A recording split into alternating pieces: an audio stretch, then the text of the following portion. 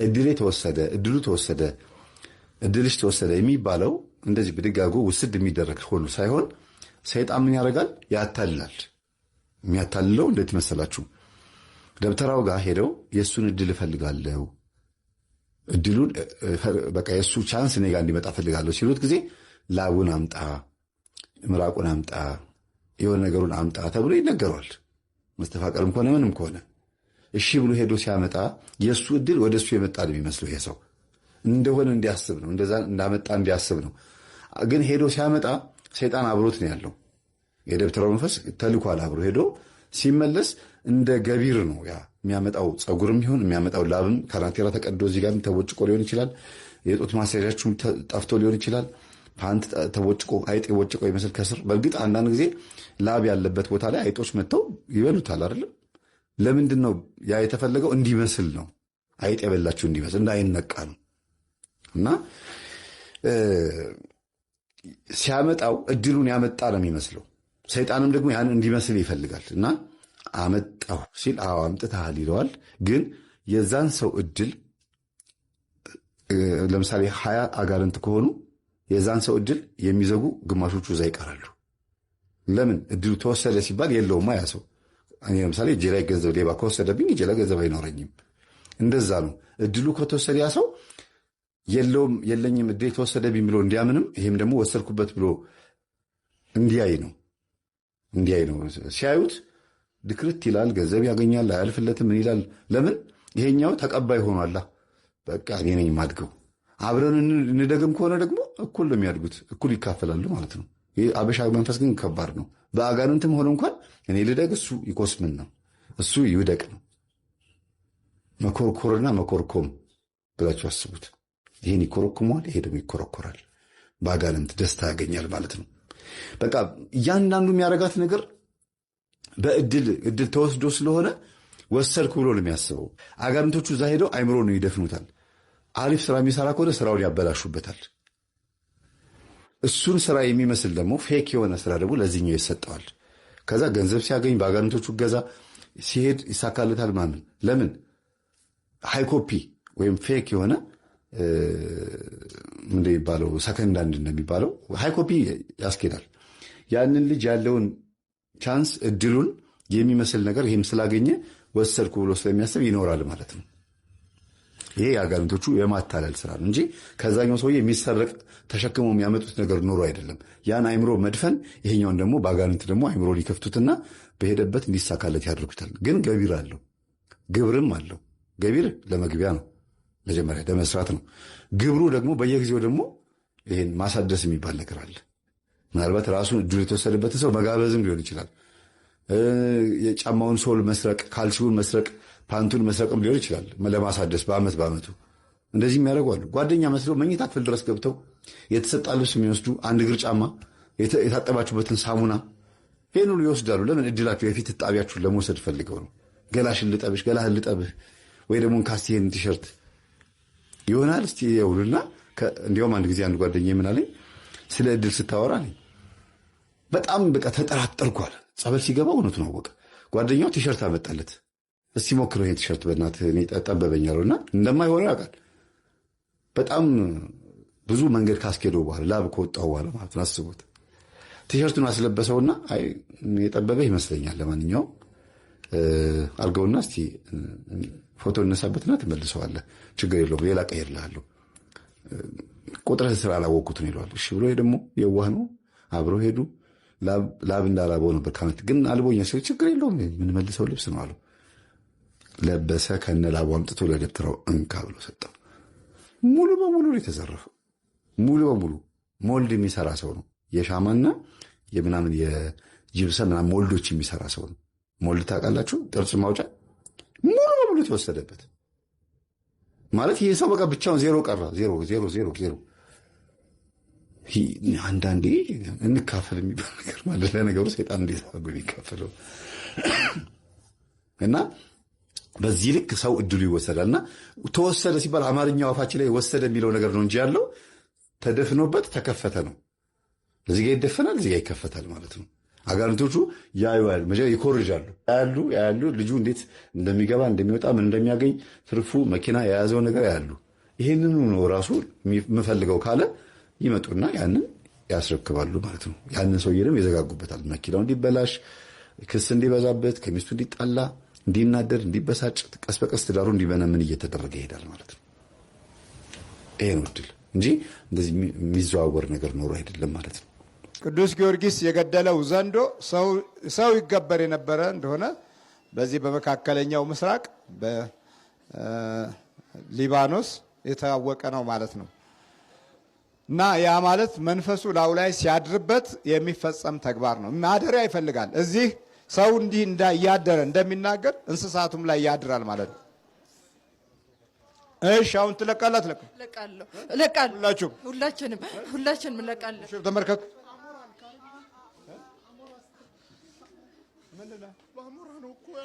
አሞራ እና ታዲያ እና አሞራ ነው። ምን አሞራ የገባው? በአሞራ ተሰርተ ምን እንዲሆን ተጠቀም ወደዚህ ተጠቀም። እናንተ የአሞራ አጋንንት ነህ ሰይጣን? የአሞራ እና ግባ እዚህ የአሞራ አጋንንት። የት ነበርክ? እኛ እኮ ቆየን። አንገባም ነበር እኮ እዚህ ግቢ አንገባም። ደጅ ነው የምንቀረው። በቃ አሁን አሞራ ስትል እዛ ጋር ነበርኩኝ። በቃ ከውጥን ትርክክ ነው ያልኩት። በቃ አሞራ ልካ አሞራ ስትል እውነቱን እኮ ነው። አንተ ደግሞ መፈልቅቀን የምታወጣው ምኑን አነደድከን እኮ እግር ድረስ ነው ንዝር ያረከን። እንዴት አሞራ ልካ እዛ ጋር ቁጭ ብለን እኮ ነው ያየን። አሞራ ነው የገባ የአሞራ የሞት አሞራ እግሩ በሱ ተገፈፍንና ተነሰነሰና በቃ ተደርጎ ለልጁ ተላከለት። እዛ በፊት የነበረበት የት ሀገር? ደቡብ አፍሪካ። በአሞራ እግር በአሞራ እግር። አዎ ምን እንዲሆን ያው በቃ ብሩን ብትን አድርጎ ልቡንና ወገቡን ራሱን ጥሎ ብን ብሎ እንዲጠፋ አገር ትቶል እንዲጠፋ ነው። ብር እንዴ በቃ ጥፍት ብሎ ለምን ተፈለገ? የአሞራ እግር ልጁ ይሰራል። የመጠን ያለፈ ነው የሚሰራው። ብር ያገኛል። እኛ ደግሞ ቀናና እዚህ ለእናታችን ደወልንና ነገርናት። እሷ ደግሞ ስራውን አሰርታ ላከችልን። ይውላታም እንዴ በዚህ ሁሉ እኮ ነው በቃ የአሞራ እግር ነው። አዎ የአሞራ እግር። የአሞራ እግር ነው ክንፍ ነው? እግሩ ታውቃለህ፣ እንደዚህ ቆንጥጥ አድርገን ነው የምንይተው። እንዲህ እናደርገዋለን እኮ አንዳንዴ የተኛበት እንዲህ እናደርገዋለን። የተኛ አሞራ። አዎ ሰይጣን አጋንንትን መቆም ሁሉ አቃተኛውንማ እኮ በቃ። የት ነበር የምትቀሩት? ውጪ ደጅ ነው የምንቀረው። አንመጣም፣ እዚህ ግቢ አንመጣም። ከደጅ ነው የምንቆየው። ልጅ የት ጋር ደጅ እንወጣለን፣ እሱ ሲወጣ እንገባለን። በቃ እዚህ ግቢ ውስጥ ጭራሽ አንመጣ። ቤተክርስቲያን የተባለ ውስጥ አንገባም። ለምን? ያስጠላላና አንወድም። እንደዚህ አይነት ነገርኛ አንወድም። አሁን እኮ የት ጋር ነው የምታቆሙት? ነበር ሲቆም እዛ ወዲያ አንዳንዴ ይዘነው እንመጣና ኋላ እናስቀምጠዋለን። በኋላ ልቡን ስልብ አድርገን ወደ ደጅ ይዘነው ወተን ደጅ ሌላ ቦታ ስናዞረው ቆይተን ልቡን ስንመልስለት እንዴ እዛ አልነበርኩ እንዴ ይላል። ከዛ በኋላ ያለቅሳል። የታባህ እንለዋለን። እኛ ደግሞ የታባህ? አዎ የትኛው አሞራ ነው? ዶፌ ነዋ። እያለ የሚመጣው ብድግ አድርጎ ይሄዳል። እነሱ ነው የምናደርገው። ጆፌው ነው? አዎ የጆፌ አሞራ። ታዲያ እሺ አንተስ ምንድን ነው? እና ሽፍንፍኑ ዘላለም አንተ ከኔ ላይ አትወርድም እንዴ? እያመጣች አንተ ላይ ትጥለኛለች።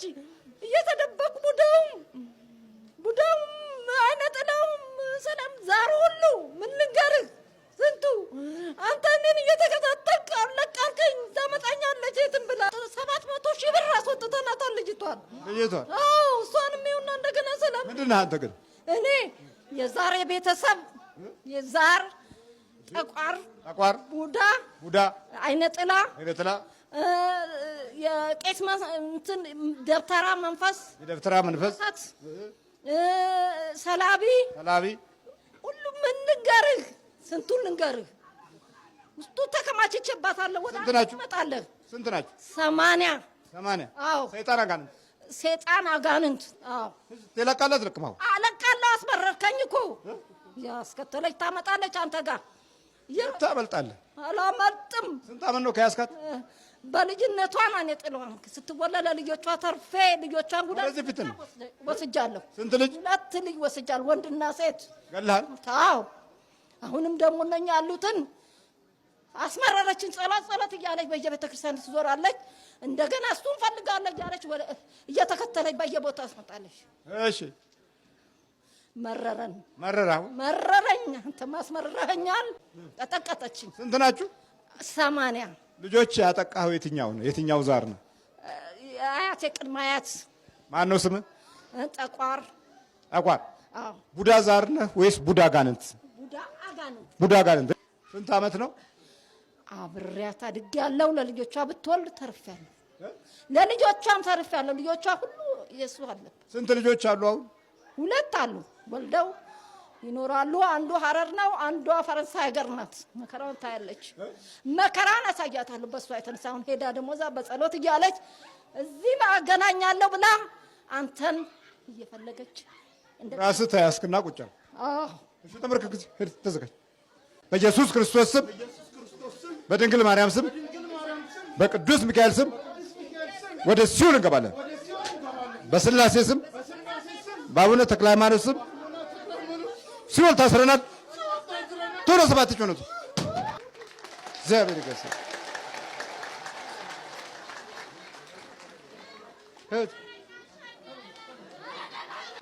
ታሪኳ በርች። እኔ ሰይጣን እንደዚህ የሚያደርገው ሰው አይመስለኝም ነበር። እድሜ ለሷት እዛ ኪዳነ ምሕረት ቆሜ ስጸልይ ሁሉን የተደረገኝን አየዋለሁኝ።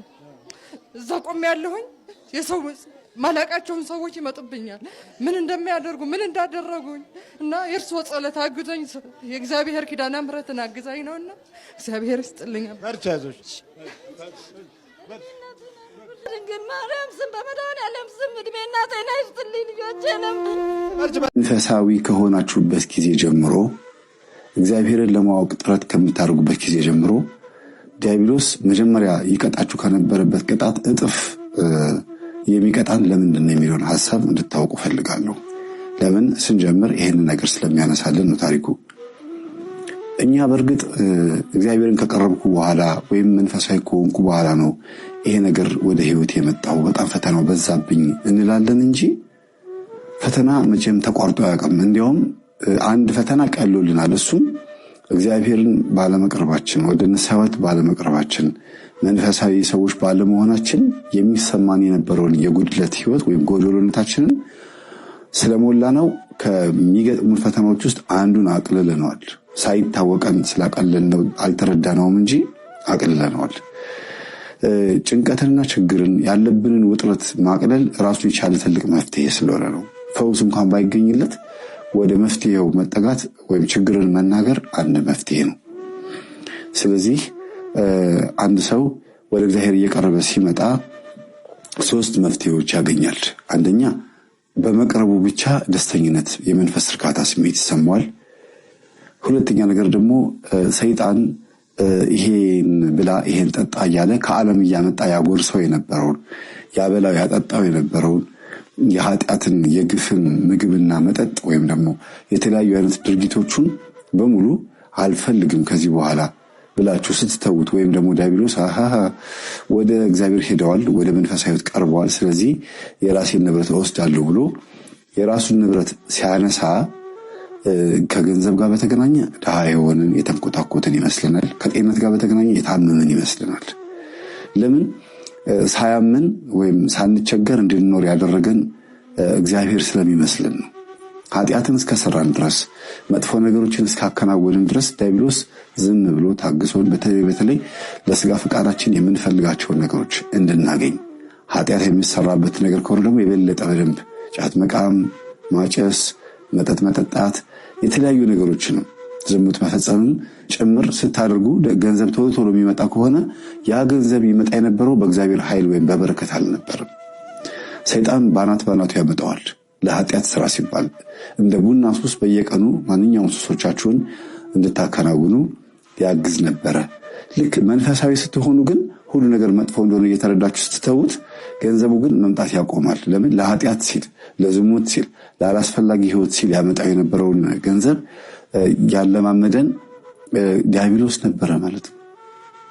ሌላው እንደ ሶስተኛ ማየት የሚገባችሁ በህይወታችሁ ላይ የመንፈሳዊ ህይወት ለውጥ ስታመጡ ህግጋትን ማክበር ስለምትጀምሩ ይሄ ጥሩ አይደለም፣ ይሄ ጥሩ ነው፣ ይሄ መጥፎ ነው፣ ይሄ ቆንጆ ነው፣ ይሄ ለእግዚአብሔር ያስደስተዋል ብላችሁ መምረጥ ስለምትጀምሩ ኢሳይያስ 56 ላይ እኔን ደስ የሚያሰኘኝ ነገር ለሚመርጡ ይላል።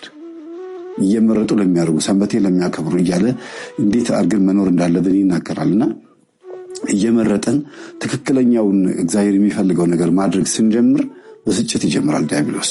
ስጋችንም ራሱ አምሮቱ በአንድ ጊዜ ይቀርበታል እና ከልማዶቻችን ቶሎ ስንወጣ በጣም ከባድ የሆነ ስጋዊ ፍላጎቶች ውስጥ የነበርን ሰዎች ስለነበርን መንፈሳዊ ህይወቱ ከባድ ሆኖ ይታየናል እንጂ ወደ ቀላሉ ነው እየመጣን ያለ ነው። ህይወታችንን ወደሚያቀልልን ነገር ነው እየመጣን ያለ ነው። ለዛ ነው ከባድ ውስብስብ ያለ ነገር የሚመስለን እንጂ መንፈሳዊ ህይወት በጣም ደስ የሚል ህይወት ነው። የነገርኳችሁ እንዳትረሱ። ሁልጊዜ መንፈሳዊ ከሆንኩ በኋላ ነገሮች እየባሱ ባለቤቴም ተነሳብኝ ወይም ተነሳችብኝ፣ ወይ ልጆቼ እንደዚህ ሆኑ፣ ገንዘቡም እንደዚህ ተዘጋጋብኝ፣ በዚህም ተወጣጠርኩኝ፣ ያልታሰበ ነገር መጣብኝ እንላለን። ኃጢአት ውስጥ በነበርን ሰዓት አላስፈላጊ የሆኑ ግብአቶች ስለነበሩኛ ጋራ የኔ ያልሆነ ይቅር ከኔ ጋር የማይሰበስብ በከንቱ ይበተናል ስለሚል ከእግዚአብሔር ጋር ሆኜ ስላልሰበሰብኩኝ እየተበተነ ያለው የኔ አይደለም ወይም የእግዚአብሔር አይደለም። ከዲያብሎስ ጋር ሆኜ ስለሰበሰብኩት በኃጢአት በግፍ ስለሰበሰብኩት ይሄድ ከፈለገ እኔ ሆን ብዬ አልበተንኩትም ብላችሁ ተስፋ አለመቁረጥ ነው አንደኛው። ሁለተኛ ነገር ደግሞ በውስጥ ያለው መንፈስ ስለተናደደ ሊያባክነኝ እየሞከረ ሊያበሳጨኝ እየሞከረ ብዙ ዓመት በኃጢአትም ሆነ በግብር ሲቀለብ የኖረ ስለሆነ እኔን ዝም ብሎ አያየኝም። ከንፈር እየመጠጠ ወይም እየተበሳጨ የሚሄድ መንፈስ አይደለም። የሆነ ነገር አጥፍቶ ጎርቶ ለመሄድ የሚፈልግ መንፈስ ነው በውስጣችን ያለው። ስለዚህ እጁን አጣጥፎ አይቀመጥም። ዲያብሎስ በቻለው መጠን እናንተ ቡጢ ስትሰነዝሩ እሱ ጤፊ ወይም ደግሞ ከርቀት ሆኖ ድንጋይ መወርወር ስለሚችልበት ወይም ደግሞ ስለሚያውቅበትና አርፎ ስለማይቀመጥ ያንን ሁኔታ መቋቋም የምትችሉበትን ኃይል ስጠኝ ብላችሁ ነው መለመን ያለባችሁ።